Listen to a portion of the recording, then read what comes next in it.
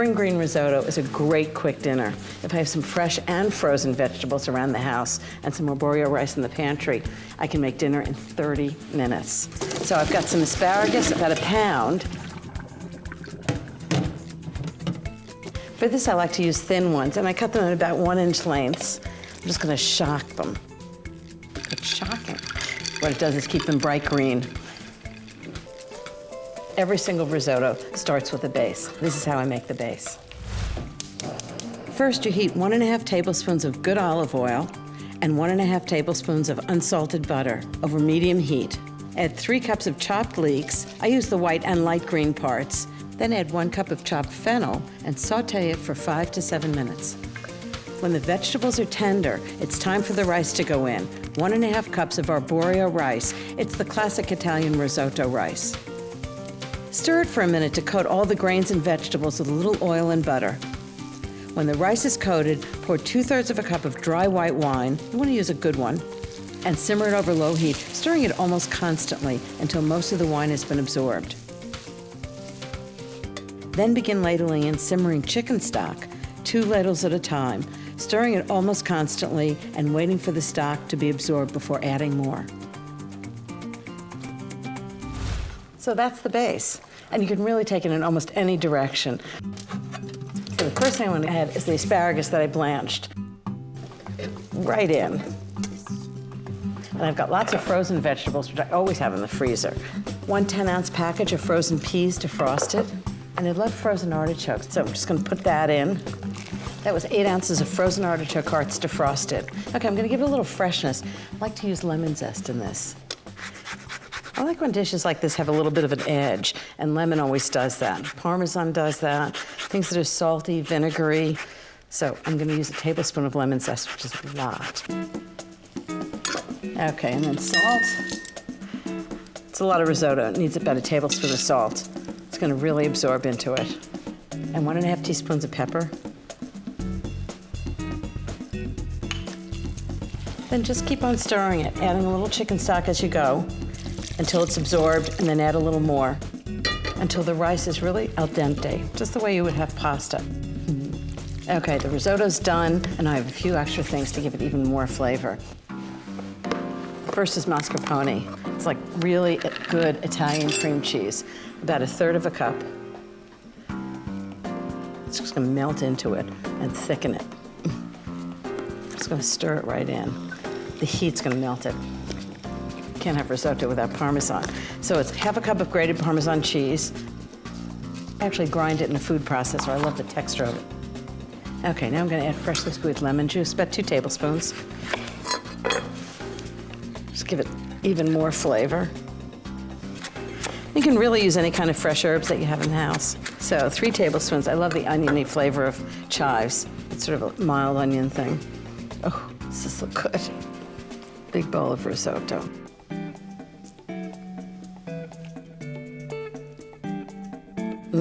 Love all the vegetables. Maybe a little sprinkling of chive, a little Parmesan cheese. This looks so delicious. I think this may be my absolutely favorite risotto. So delicious.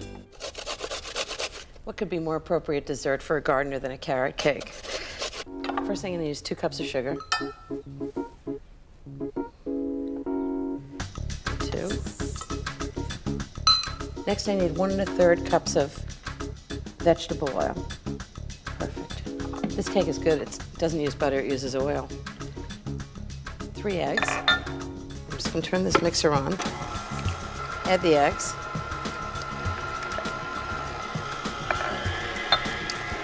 Teaspoon of vanilla.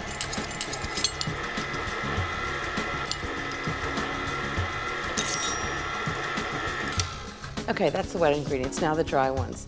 I need 2 1/2 cups of flour. And put it in a sieve, because I always sieve the dry ingredients. 2 teaspoons of cinnamon. 2 teaspoons of baking soda. 1 1/2 teaspoons of salt. I'm just gonna sift all that together. This just mixes it and makes sure that if there are any little things in the flour that you don't want in your cake. That's it. On low speed. Just add the dry ingredients slowly. You don't want the flour to clump in the cake. But remember, this is the point, you don't want to overmix it so the flour doesn't get tough.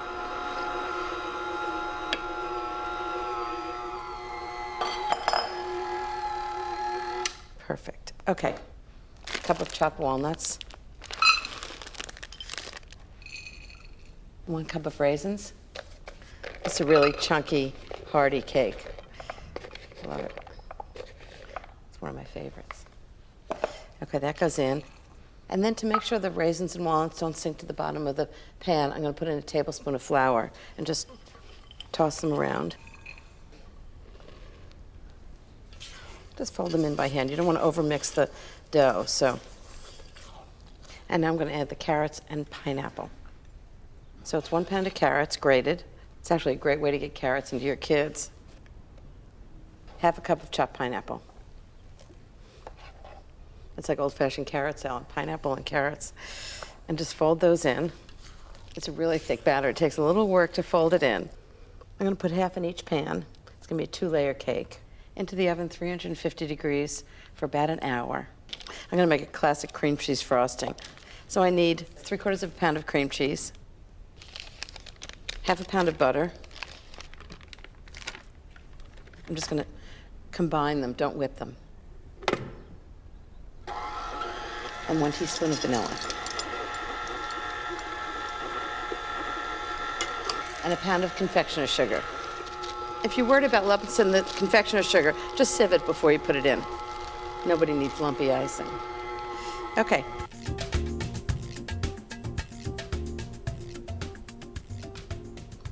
And that's it. I'd say Joe and I have a really great treat. He's been working hard in the garden, and I've been working hard in the kitchen. We deserve it. I'm making spring green spaghetti carbonara. I've cooked spaghetti for about 8 minutes, which is less than al dente, and I'm going to show you why. So first I'm going to take a little bit of pasta water out, save it for later, the thing I always forget. And now what I'm going to do is I'm going to take the spring green vegetables, julienne snow peas, and sliced asparagus, and I'm just going to finish cooking the pasta and the vegetables together. How clever was that? So I cooked pancetta just until it's nice and brown and crispy. So I'm going to take it out and let it drain on a paper towel. I'm going to add it later so it's really crispy. So that's the pancetta. Okay, now I'm going to make the sauce. I'm doing something really unusual, but it really works. I'm going to take a big bowl and fill it with the hottest tap water. And that's going to warm the bowl. So when the raw eggs and cream go into this bowl, it's going to cook it a little bit. So just fill it up, empty it, and then immediately I'm going to put in 2 eggs and 2 egg yolks, 1/2 cup of cream, and the hot pasta water that I just reserved. I'm just going to whisk them together. So this gets the eggs sort of starting to cook for the carbonara. Okay, so that's the mix. Now I'm going to take the peas, I'm just going to put them in for a second just to heat them up. Give it a stir. Just love the way it looks. Time to drain it. I'm just going to drain the whole thing together.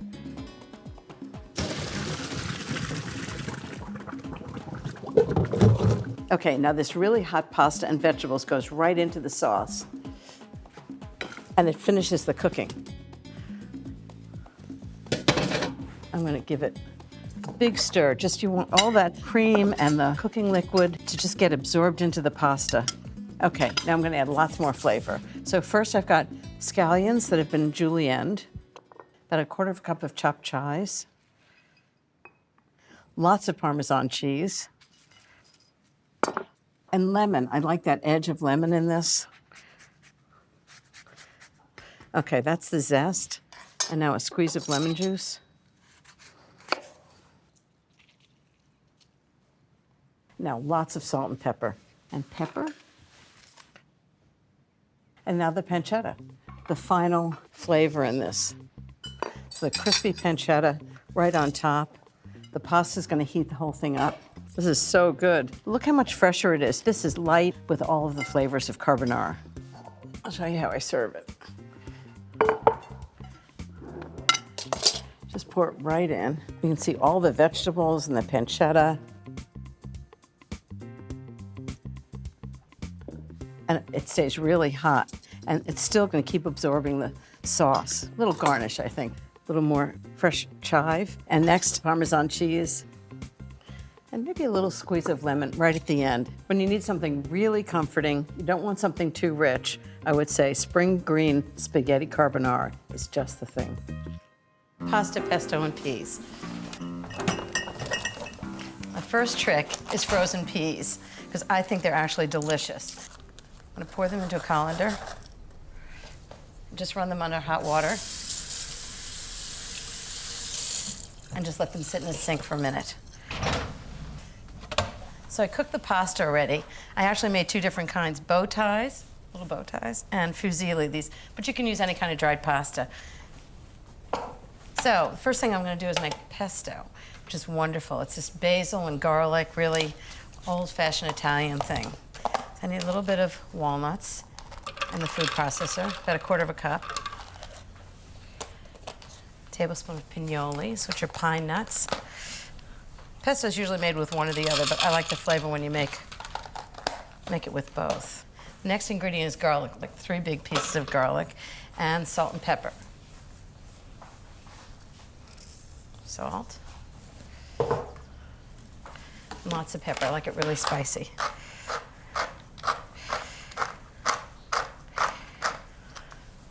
Lots of pepper. And then 1½ cups of basil. Dump it right in. And I'm gonna puree this.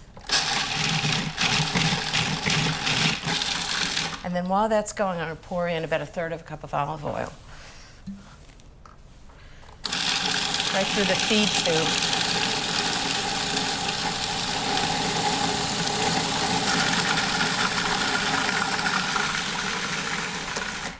So that's basic pesto, and then I'm gonna add a few more ingredients to make a sauce. For some Parmesan cheese. I actually add spinach. It's frozen chopped spinach that's been defrosted, about 1/2 package. And about 3/4 cup of mayonnaise. And just a squeeze of fresh lemon. There we go, nice lemon. The lemon and the spinach are gonna keep the pesto from turning brown. So just stir it up. Just taste it to make sure it's perfect. Remember, the sauce has to be really flavorful because the pasta doesn't have much flavor. I'm gonna toss this together. So you can really smell the garlic, and you see the spinach has kept the pesto really green. So now we have pasta pesto, we need peas. So I have the frozen peas that I've defrosted. I'm just gonna add some, maybe 1/2 package. And for lots of flavor, I'm gonna add more Parmesan cheese. It's a little more salt. And pepper. And the last ingredient is pinole nuts. I think these really add just a great flavor to the salad. And they look great, so it's green and white. So let's make sure this tastes right. Oh, it's got so much flavor. Parmesan and basil and garlic. Lemon mousse is one of my favorite desserts. Unfortunately, it's one of Frank's too. So I'm gonna make Frank and Steven. And now I'm gonna make the base of the lemon mousse. So the first thing I need is 3 whole eggs. And then I'm gonna separate 3 eggs. I'm gonna put the yolks in the base and whip the egg whites to make it nice and light and fluffy. Okay, next I need a cup of sugar.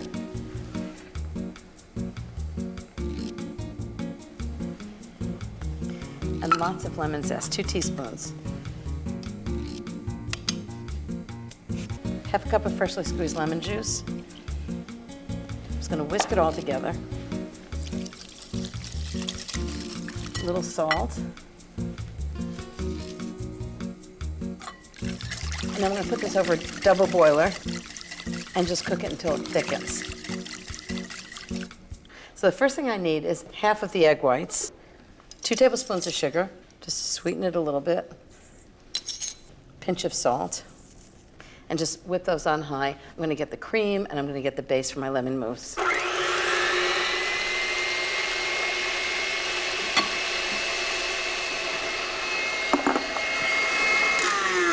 Just done. So I'm just going to take this plastic wrap off the base. So you make a really thick custard, and then you lighten it by folding in egg whites and whipped cream. And that's how you make a mousse. And this is the thing about folding, is you just want to put it on top and then fold it in slowly. You want to do nothing that will deflate the egg whites. Put the spatula down in the middle and then just fold it over really carefully. You can really smell the lemon zest in this. So now I'm going to whip some cream, make it even lighter. Hard to imagine cream is light. Okay, 1 cup of cream. And you can just do it in the same bowl. So I've whipped the cream. I'm just going to pour it on top and fold it in. This is so many layers of things, but the good news is you can make it in advance and let it sit in the refrigerator for a long time. Just want to fold it in really carefully, just like the egg whites. Make sure you don't deflate them. Okay, and then I'm going to give it extra special flavor. I'm going to put in half a cup of lemon curd. Gives it a real lemon bite. It's about half a jar. And then fold that in. Again, carefully, but not too much. But this is really good. So good. So lemony. You can really taste the zest and the lemon curd, and yet it's really still very light. So you can really do a lemon mousse just like this, but I'm going to make it extra special and decorate it with cream and lemon slices.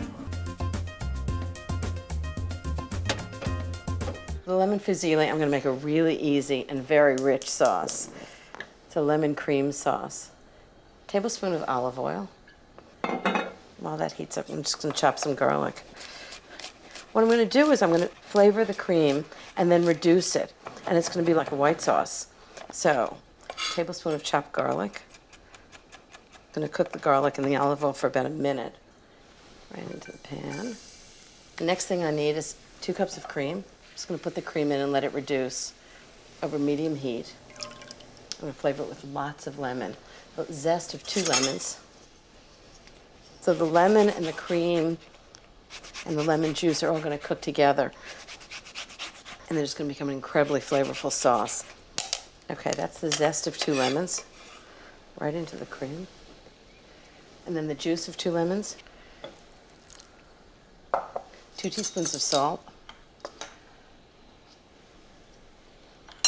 Remember, this is the sauce on the pasta, so it has to be really strongly flavored. 1 teaspoon of pepper. Just going to stir that around. So this is just going to simmer for about 10 to 12 minutes until it's reduced by half. And by then the pasta should be done.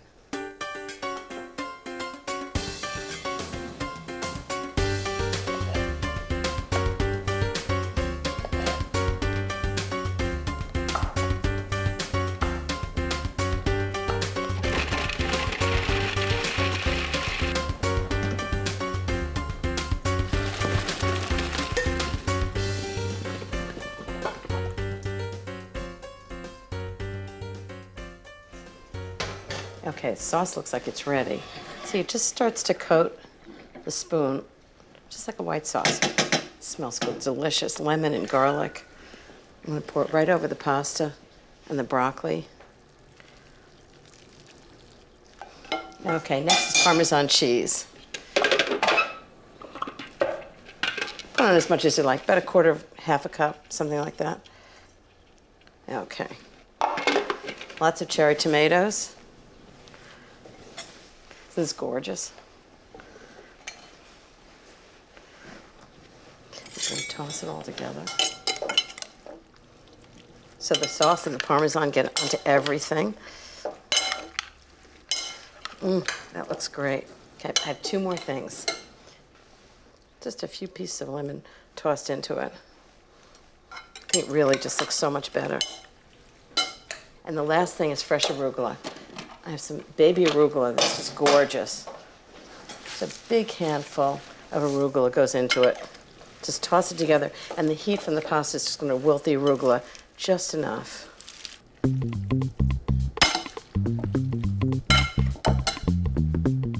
Nice platter for it. Onto the platter.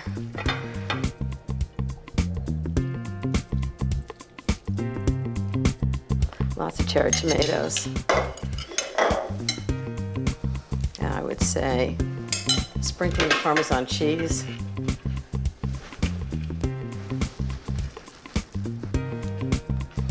A few pieces of lemon, and lunch is served. Zucchini can be a little bland, but trust me, there's nothing bland about my baked spinach and zucchini. It's got lots of great flavors in it. So I'm starting with about a pound of zucchini. You want to choose zucchini that are about the same size. You don't want like big, thick zucchini because they get kind of woody in the middle. These are really small and just really tender. And I sliced them all about a ½ inch thick. I've heated about 2 tablespoons of olive oil in a pan. I'm just gonna put the zucchini in. Okay, so that's a pound of zucchini, and I've got 6 scallions I've chopped up. Put them all in, and give it a little stir. So I'm just gonna saute this for about 3 minutes, just until it gets softened a little bit. In the meantime, I'm gonna prep the garlic. So I've got 2 cloves of garlic. This is the way a chef once taught me this. Is if you smash the garlic, you get the best flavor from it, and it's really easy to chop. Just like that. And just cook this for 1 minute. I never cook garlic for more than 1 minute, otherwise it gets that burnt flavor. You want it just like a hint of great garlic. Okay, I'm gonna turn off the heat, and next is spinach. And I'm gonna use frozen spinach instead of fresh. It is so much easier, and it's really good. So I've got 2 10-ounce packages of frozen spinach that I've kind of pressed out most of the water, but you don't want all the water pressed out because otherwise it gets really dry. So there are very few vegetables that are better frozen, but this is one of them, spinach, as opposed to huge piles of fresh spinach. Just stir that in. Okay, next is a cup of cooked basmati rice. I just followed the directions on the back of the package. Just give some substance to the dish. And if there's any liquid from the spinach, it'll absorb it. Okay, next I've got 2 herbs. 1/4 cup of minced fresh parsley, gives it lots of fresh flavor. And 1/4 cup of julienne fresh basil. Okay, next is a little nutmeg. Just great with this dish. Just a hint of it. 2 tablespoons of lemon juice, because I think everything needs a little acid. It kind of wakes up all the flavors. 2 teaspoons of salt. May seem like a lot, but this vegetable's a little bland and you want the flavors to really pop. Sprinkle it around so it's well distributed. 1 teaspoon of pepper. This is a great make-ahead dish. You can put the whole thing together in advance and just throw it in the oven before dinner. Okay, give that a big stir. So for the custard, I've got 4 extra large eggs, 3/4 cup of heavy cream, a little bit of butter. I melted 2 tablespoons of butter that are gonna go right in. And you wanna whisk them in because if the butter's warm, you don't wanna cook the eggs. I'm gonna add 1/4 cup of Parmesan cheese. I'm gonna put more Parmesan on top. Okay, so that's the custard. So you can put this all in one big dish, but I thought it'd be so nice to put them in little individual cast iron skillets so everybody gets their own skillet. So I've greased the inside of it. I'm gonna get 6 skillets, so a 1/6 of the vegetable, just put it right in. I'm just gonna pour the custard right over the top. I'm just gonna top it with a little Parmesan cheese and some Gruyere. Just grate it right on top.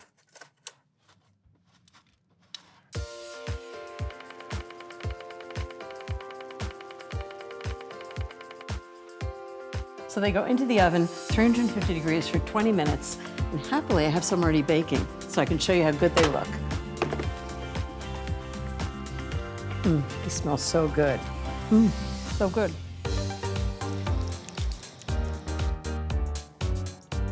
When I have adults and kids coming for dinner, I always want to do something that both of them love. I'm gonna make a strawberry rhubarb crisp. So I've got 4 cups of strawberries, and I cut them in 1-inch dice, which means cutting most of them in half. 4 cups of rhubarb, I was really lucky to get really tender rhubarb. It's in season for such a short time, but when it is, I love it. 3/4 cup of sugar. And next I'm gonna do 1½ teaspoons of grated orange zest, and then later I'm gonna put the orange actually into it. One of the things I love about crisp is you can make any kind of crisp, and it's really seasonal. When apples are in, I make apple crisp. In the summer, I make peaches and blueberries or peaches and raspberries. It's a classic nursery dessert, but it's really delicious. Okay, so that's gotta be at least 1½ teaspoons. Right into the mixture.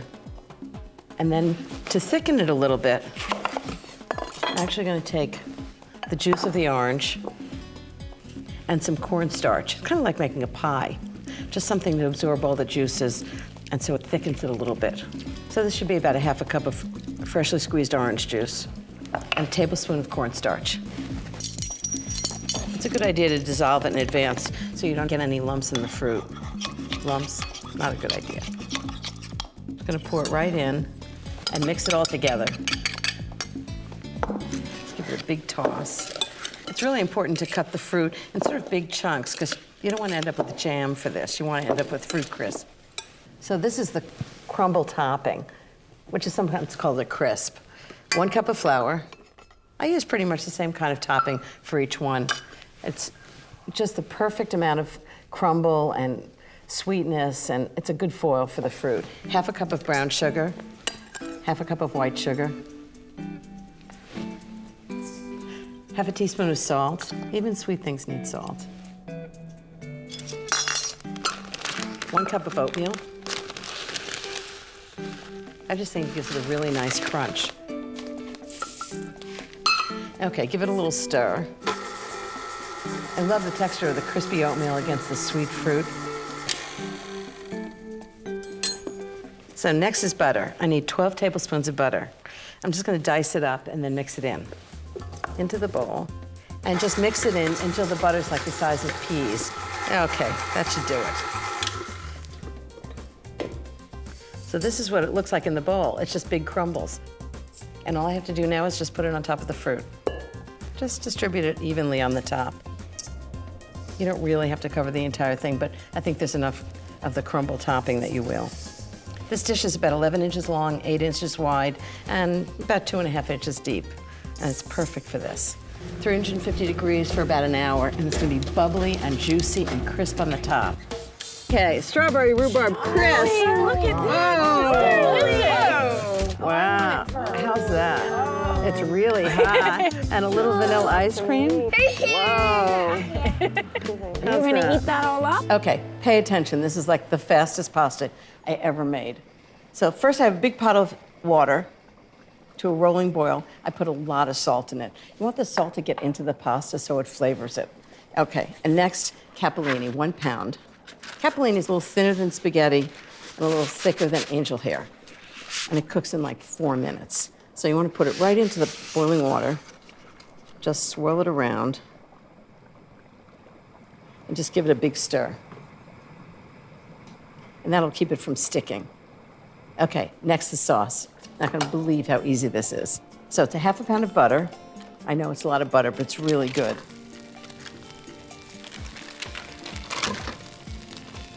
The zest of 2 lemons, and I'm gonna zest it right over the sauce, because then the oils from the lemon zest get into the sauce. So you just want that little bit of bright yellow around the lemon. You don't want the white pith underneath, because that's bitter. This is a great dish. I make this all the time for New Year's Eve, because we love to go out, have drinks, have fun in Paris, take a little tour, and then come back and have dinner at midnight. And I don't want to start making a long, complicated dish. So what I do is I make this, and literally in 5 minutes, dinner's on the table, lemon cappellini with a big dollop of caviar on top. That sounds very festive New Year's Eve in Paris, doesn't it? Okay, that's one. And now one more. You know, I've seen so many recipes for lemons where they say, okay, you want 1/2 cup of lemon juice and then lemon zest. But by the time you've juiced the lemons, you can't zest it. So always zest the lemons first before you juice them. So this is going to be the zest of 2 lemons and then the juice of 2 lemons. This is really one of my favorite dishes of all time. It was in my first book. Barefoot Contessa cookbook, and I've made it ever since. Okay, that's that. Now I'm going to do the juice of 2 lemons. In fact, I got this recipe on a New Year's Eve. I went to somebody's house and they were making it.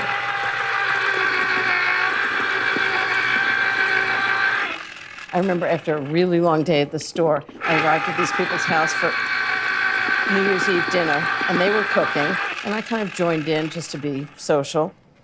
And the next thing I knew, everybody had left for the living room, and there I was making dinner for everybody. I thought, well, at least I got a great recipe out of it. Freshly squeezed lemon is just the best.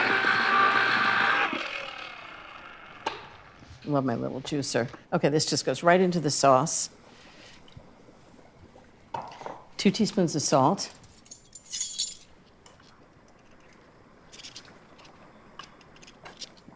1 teaspoon of pepper. And just swirl that around. Make sure it's really nicely mixed. And let's see if the pasta's ready. Got to clear the decks a little bit. Whoa, runaway lemon. So I'm just going to cook this. Normally it cooks for 4 minutes for al dente, but what I'm going to do is cook it for 3 minutes and then cook it in the sauce for another minute. Missy Robbins from Missy, the restaurant, pasta restaurant, taught me this. Perfect. So I'm going to just lift it out, let it drain a little bit, but then take some of the pasta water and put it into the sauce. And the starch in the pasta water thickens the sauce. And then I have lots of pasta water just to add back in if I need to. Missy Robbins is just an incredible restaurateur in Brooklyn. She owns 2 restaurants, Lilia and Missy.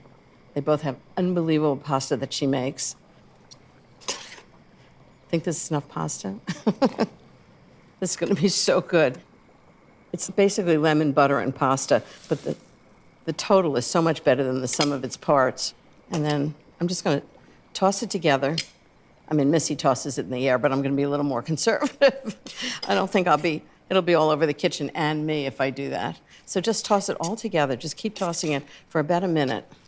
So all the butter and the lemon and the zest and the salt and pepper get absorbed into the pasta. And then as it sits, it's just going to get a little dry, so I'm going to put a little of the pasta water in. You want to make sure it's really moist. You don't want it dry. Just toss it together. I wish you could smell this. It's just unbelievable. That sort of fresh, citrusy lemon is so good. And butter. I mean, how bad can that be? Okay, I'm going to show you how I plate it. So I've got an Italian plate. I thought that would be pretty. And let me see if I can do it the way Missy does it. She takes a big thing of pasta. Whoa. So what Missy does is twirl it on the plate and your hand, so it ends up being a nice little pile. I don't know, hers looks better, but mine's still good. Oh, runaway lemon. And then I'm going to do a little lemon zest on the top, just so you know it's lemon. It's that last hit of lemon that you really taste when you taste the pasta. And then everybody knows it's lemon.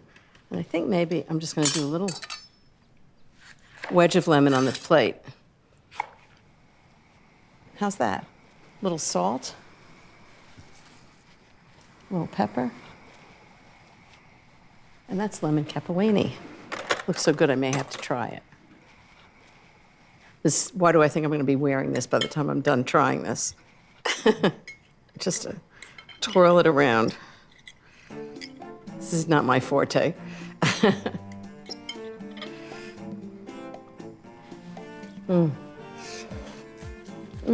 It's so good. It's really zesty from the lemon zest and juice.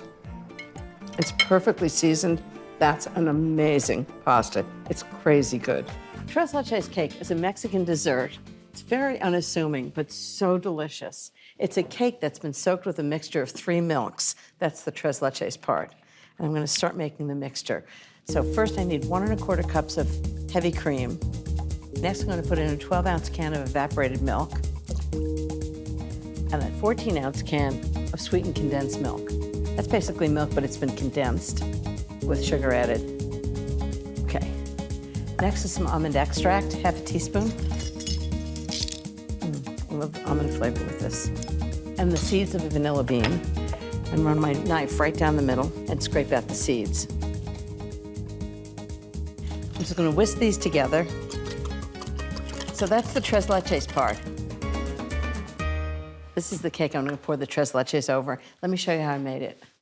I put 3 extra large room temperature eggs into the bowl of an electric mixer fitted with a paddle attachment. Added 1 cup of sugar, 2 teaspoons of vanilla extract, and beat everything together on high speed for 10 minutes until it was light yellow and fluffy. Meanwhile, I put 1½ cups of all-purpose flour into a sifter with 2 teaspoons of baking powder and 3/4 of a teaspoon of kosher salt, and sifted it all together. Then I reduced the speed of the mixer to low and slowly added half the flour mixture. Poured in ½ cup of whole milk, the remaining flour, and then turned the mixer off. Finally, I mixed the batter with a rubber spatula just to make sure it was well combined. Poured it into a buttered 9 by 13 by 2-inch baking pan, smoothed the top, and put it into a 350-degree oven for 25 minutes. Then I took the cake out and let it cool on a baking rack for 30 minutes. So now I've got the cake, it's cooled, but still a little bit warm, and I'm gonna poke it with holes with a skewer, but not the sharp end of the skewer, the blunt end, and lots of holes. And this is gonna allow the milks to really soak into the cake, all over. Just do it evenly and slowly. Okay, that's the whole thing. I'm gonna refrigerate this for 6 hours, but I have one to show you that's already done. Isn't this gorgeous? Okay, the next thing I'm gonna do is a little powdered sugar. I'm gonna show you exactly how I do it. I think a lot of people take the powdered sugar and do it right over the cake, and you end up with a big dollop of powdered sugar. So what I do is I just put a little bit in a sifter, not over the cake, and then lightly dust it. And then it's really even. Okay, that's the powdered sugar. Next, the berries and cream. So what I have is a bowl of mixed berries, about 8 cups. I've added 5 tablespoons of sugar to it. I'm just gonna let them sit for a minute, just so the sugar gets into the berries. And I've got a big bowl of whipped cream, and it's make-ahead whipped cream. Let me show you how I do it. I put 1½ cups of cold, heavy cream into the bowl of an electric mixer fitted with a whisk attachment, along with 1/4 cup of confectioner's sugar, 2 tablespoons of granulated sugar, and 2 tablespoons of creme fraiche, which makes the cream stable so it can be made ahead. Then I add a teaspoon of pure vanilla extract and beat it on high speed until it forms soft peaks. I always like a big plate for dessert. Not bad. See how it absorbed all the liquid? It's amazing to me. So big pile of berries right next to it. And a big dollop of whipped cream, because of course everything's better with whipped cream. Right in the middle. Now, I don't know about you, but this is the dessert of my dreams. It's flavorful, it's fresh, it's got great textures, and it's got whipped cream. That's amazing.